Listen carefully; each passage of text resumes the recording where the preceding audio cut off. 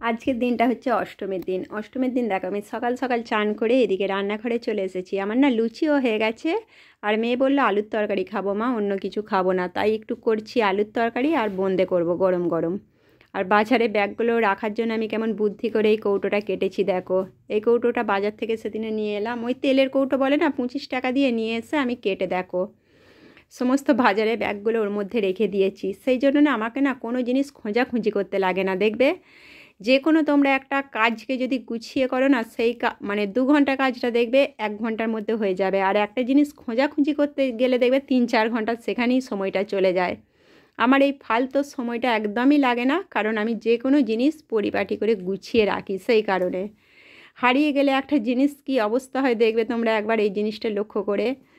আর একবার গুছিয়ে রেখে কাজ করে দেখবে, হ্যাঁ প্রথমে গোছাতে গেলে অনেকটা টাইম লাগে, কিন্তু সেটা যখন অভ্যাসে দাঁড়িয়ে যাবে না, সেটা 2 মিনিটেই হয়ে যায়।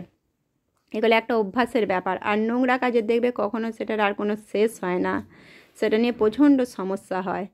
তারপর যাই হোক, দিনের বেলায় সমস্ত খাবার টাবার করে রাত্রে চলে এসেছি আমার মেয়ের জামাগুলো সেলাই করতে। এখন 7:30-8টা বাজে, ওকে জোর করে এনে জামাগুলো সেলাই করছি। এই জামাগুলো দেখো অনলাইন থেকে কিনে দিয়েছি, কেমন লাগছে তোমরা দেখো। এটা আজকে ফিটিং করে দিলাম, আর এটা আজকে ফিটিং করব না, আজকে আমার মেয়ে আর বসতেই চায়